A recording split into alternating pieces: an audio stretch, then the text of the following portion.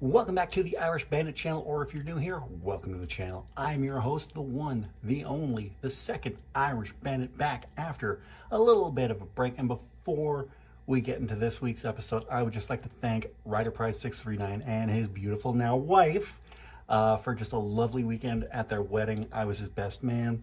Got a nice little gift from him. Where are they? I got this wicked watch. Even has in the back of it says best man RB and the date of the wedding on it.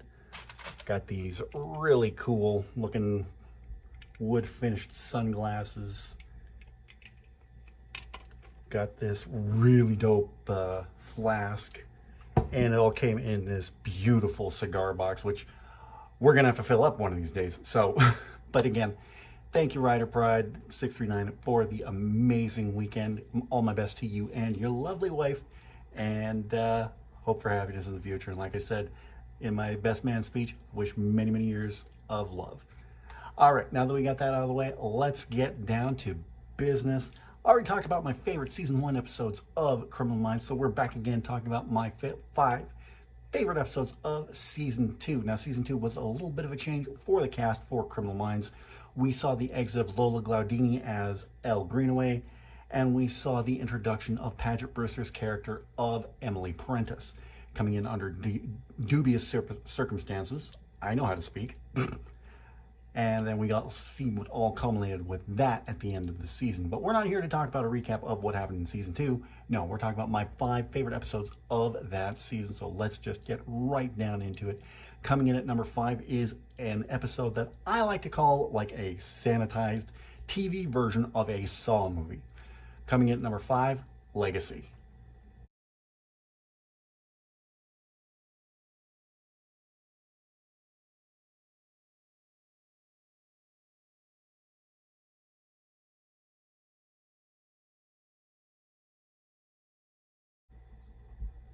So much like when I talked about my 5 favorite season 1 episodes, I'm going off the DVD box set for season 2. And Legacy synopsis is: when 63 homeless people go missing from a neighborhood in Kansas City, the BAU are convinced the unsub is a killing machine who is cleaning house. This, like I said, this episode was a lot like a made-for-TV version of Saw. Like, take your pick of any one of the Saw movies. Maybe not Jigsaw, but that's how I felt watching this episode, watching it recently. It was like, yeah, what I thought was correct. This is a lot like a Saw movie, and it's just well made, well paced. The acting in it is, it's okay for what you expect for a TV series, honestly and truthfully. But it was just so well shot, well written, and it's just suspenseful, especially at the very beginning when you meet the unsub. And the first victim we see in this episode, who I guess technically would be victim number 63, because everyone that he is picking off are like homeless or prostitutes. So they're kind of like the ones who are not missed by society, which is an unfortunate fact of life when you think about people who live on the streets or work on the streets. So they're a real high risk candidate for murders like that, because serial killers like that will think that nobody will miss them. And what's great about this episode is that it gets over the fact that no, everybody, doesn't matter who you are, the richest person, the poorest person, the most chaste woman, streetwalker, everybody's life matters in situations like this. And I think that's one of the great things that Criminal Minds really tried to portray with issues like this. Is nobody is above, what's the word I'm looking for here? No one person or one sect of people deserve justice more or less. Everybody has a voice. Everybody matters. Not to get on a big political thing here, but yeah, this was just a well done, well told episode, suspenseful, and just everything that the victim goes through during her trials to try and escape just is so harrowing and just so edge of your seat. So, a great episode. Why comes in number 5. Now I'm going to do these two in this kind of in the same segment almost. Well, we'll see how this works out because this is a kind of a two-parter, but not like a normal TV two-parter, more like a movie two-parter. You know how sometimes you'll be watching an episode of a show and it'll say to be continued, and it's a cliffhanger, and you got to tune in next week or next season for the culmination of that episode. We're gonna have one coming up when we talk about season 3 next month, so hold on for that. But this wasn't the typical two-parter because it had the same characters in both shows, but they were two different stories, but it kind of told one story in particular, one story together, I think. Did that make sense? I don't know. But either way, these are two great episodes, so let's talk about the first one first. Coming in at number 4, No Way Out Part 1.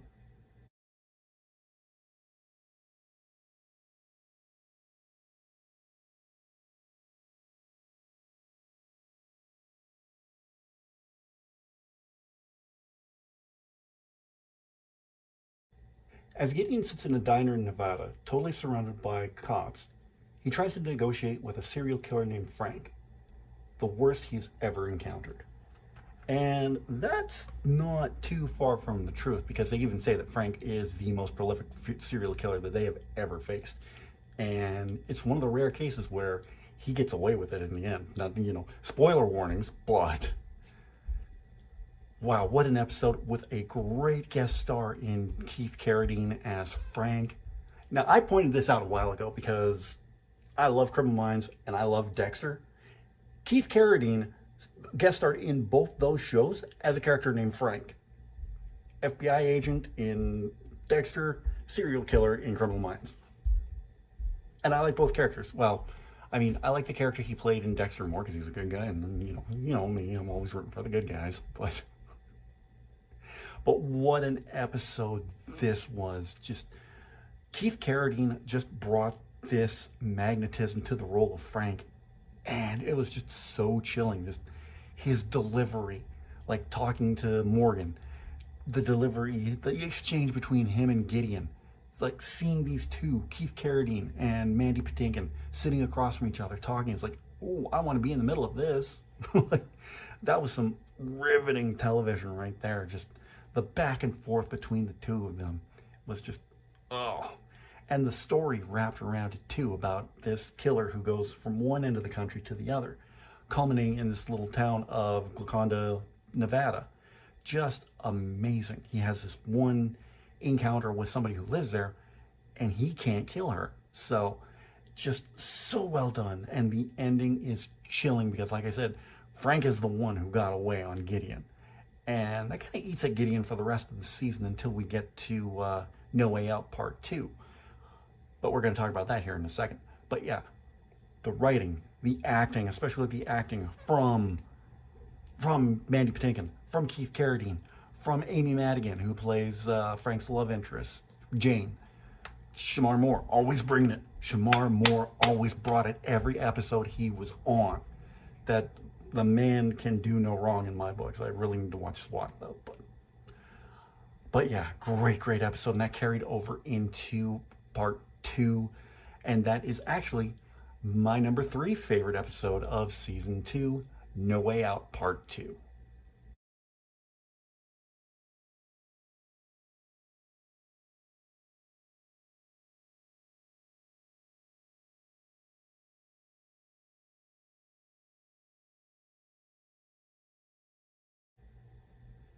In No Way Out Part 2, The Evolution of Frank, wonderful title, the notorious serial killer Frank has come east to continue killing, targeting every victim Gideon has ever saved. Meanwhile, Hotchner may be losing his job. Oh, what a season finale this was. Oh, ooh, like I was saying earlier in the intro to this episode, we saw more of Prentiss and why she was actually brought on to the BAU. We see that at the end of the episode with the often contentious, I don't know exactly what her title was, but I know she pops up again later on. I'm on season 3 right now, so just finished True Night, great episode, but we'll talk about that one next month. So, Strauss, Agent Strauss, or yeah. But yeah, you see this contentious relationship between Hotch and Strauss pretty much for the first few seasons.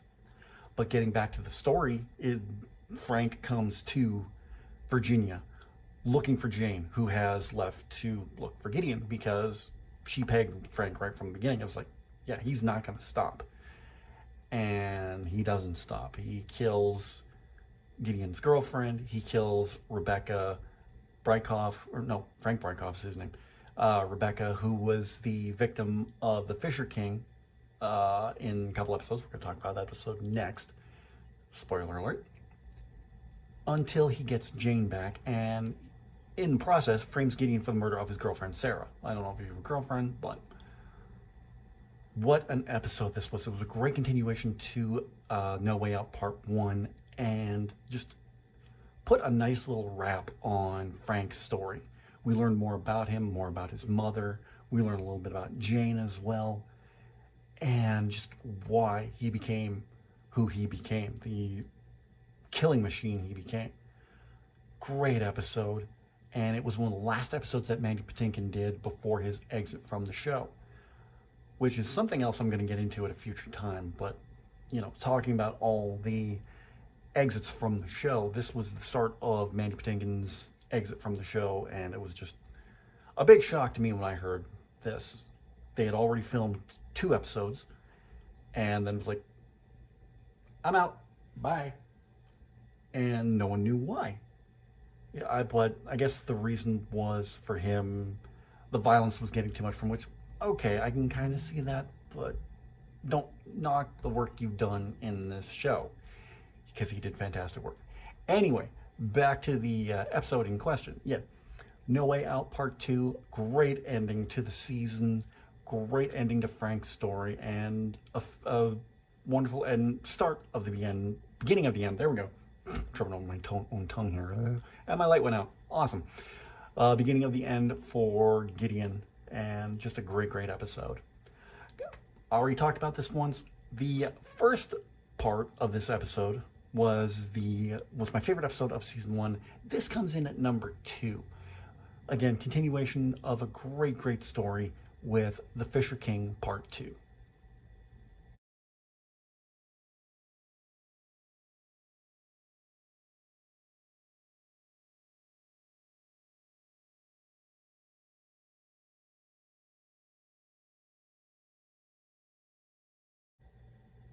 As the team continues to decipher more clues, Reed flies in his mother from the sanitarium, where she claims she knew a mysterious figure called the Fisher King.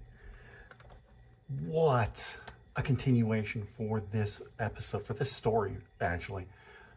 We see the aftermath of what happens with Elle after the Fisher King shoots her, and we don't know what's really going to happen, but we're kind of hoping, oh, please pull through, Elle. I know I was. And just the culmination of his motives, seeing Rebecca as the Holy Grail, seeing the team as the Knights of the Round Table. Like, he thought of Reed as Sir Percival. I guess, I don't know, I'd have Morgan as Lancelot or Galahad. Maybe Garcia was Merlin. Works for me, honestly and truthfully. But a wonderful, wonderful episode. Great ending to the story, like I said. And we see Reed be the hero in this one, actually. Because the whole thing was the youngest has the key, and that's what actually set Rebecca free. So we see Reed be the hero, which is something we don't get to see a lot of, but when we do see it, awesome. Because Reed is one of my favorite characters. Like I said before, hands down, Garcia is my favorite character, but I honestly don't have a least favorite character, but all the characters were great. Whoever walked through, even Jennifer Love Hewitt's character, we'll talk about that in due time when that season comes around. So before I get into my favorite episode of season 2, let's just talk about some, I guess we could call them honorable mentions, but episodes like P911, which was, there's a special place in hell for people who hurt kids in any way, shape, or form. Perfect Storm was a good one. The Boogeyman has a young Cameron Monaghan in it, who was in Gotham. He was in Shameless. He plays Cal in the Star Wars Jedi games. New one was just announced. I know Rad Cry's looking forward to that one. North Mammon. Oh, what an episode that was. Jones, where we first see the relationship between JJ and Will develop. Oh, I didn't talk about. Yeah, it was funny because in the last episode I talked about. Well, I'll talk about this one because it was on my top 5 list. It didn't make my top 5 list, but when we talked about the episodes, the big game in Revelations was James Vanderbeek guest starring in, and Don Swayze, Patrick Swayze's little brother. In Revelations, the end. In the end of it, when they take down Tobias Henkel, you see everybody, they got their flak jackets on, weapons drawn, you know, all you see of Hotch, he's like, got the flak jacket, of course, but he's got his tie and his suit shirt on. Mandy Patinkin comes walking out in like a down coat and a hood and like a knit hat. They're called toques in Canada. A knit hat. And his reasoning is that he had a concert that night after filming, so he didn't want anything to happen to his voice. Sure, okay. Mandy Patinkin is actually quite a wonderful singer, but yeah. Shows you where he was. Okay, my favorite episode of season 2, I'm sorry. Oh, I said before how Shemar Moore can do no wrong. This episode proves what an excellent actor he is. My favorite episode of season 2, Profiler Profiled.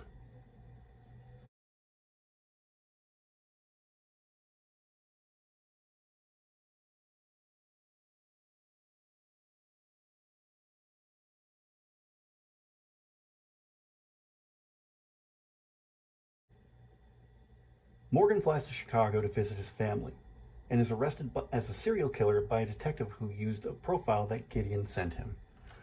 This was the, hands down, for me, the best episode of season 2. Probably one of my favorite episodes overall as well, because we see such amazing acting from Shemar Moore. We see amazing acting from everyone involved, even the guest stars. The guest star who played the coach, who Morgan avoids for reasons I don't want to get into. The detective, he was on the show Third Watch, I do believe. The one who was gunning for Morgan hardcore, and of course, the whole cast just gives it their all in this episode, especially Shemar Moore, who brought his A+ game in this episode. Wonderful acting from everybody, just a heart-wrenching story, and just wonderful, wonderful overall. I was listening to the commentary track a while back, Shemar Moore talking about it, and he even said, Mandy Patinkin's the kind of guy, he doesn't watch many of the shows he's in, especially Criminal Minds. He watched Profiler Profiled, and he said, Shemar, you need to watch this episode. You were amazing. And Mandy Patinkin was 100% correct. Shemar Moore was outstanding in this episode. It is my favorite episode of season 2. Like I said, probably one of my favorite episodes all around of Criminal Minds. It is a great starting off point if you're just getting into the series, getting to know Derek Morgan and who he was. So definitely give that one a watch if you have not watched it already. So there you go. There are my top 5 favorite episodes of season 2 of Criminal Minds. I'll be back next month talking about my 5 favorite episodes of season 3, which I'm on right now. I just watched episode 10 before filming this episode. So, and I've already got that list filled out, but I'm not going to film that episode until next month. So yeah, this will be a monthly thing. So be on the lookout for that. And I think that's it. So what has been your favorite episode of season 2? If you've watched Criminal Minds, let me know in the comments section down below. I'd really love to read your comments. While you're down there, don't forget to give this video a big thumbs up. In the description, you are going to see a link to all of my social media and all the ways you can help this channel. We'll wait till the sirens pass. Okay, there we go. You can follow me on Facebook, Twitter, Instagram, Snapchat, TikTok, my Reddit page, You can get all your Irish Bandit merchandise at the Irish Bandit shop on Redbubble. You can now pre-order my book, Shade Falling, in the description down below as well. The ebook will be coming out July 27th. I want to say January. Every time I say J, I don't know why. It will be coming out July 27th. The paperback copy will be coming out that day as well. I'm going to have a video in a couple weeks talking about pre-orders and all that. We'll get into that another time. And if you're new here, don't forget to subscribe. And if you're already subscribed, tap the bell and you'll be notified whenever a new video goes live. Been a while since I've done this. I will be back on Thursday talking about Riverdale and what went wrong with such a promising show. Says season 7 is going to be the final season of Riverdale, so we're going to talk about how the wheels fell off this once great franchise. For me, it fell off in season 3, but we'll talk about that then. Next Tuesday, I'll be back with the top 5 most underrated Weird Al songs as chosen by you on Twitter. We'll get into that. And then on Thursday, I'll be talking about pre-orders for Shade Falling. When the paperback will be coming out, like I said, that'll be July 27th, same day that the ebook is released. I'll be talking about how pre-orders work. We'll get into all that on next Thursday. So guys, until then, have a great rest of the week. I'll talk to you again on Thursday, and I'm out of here. Take care.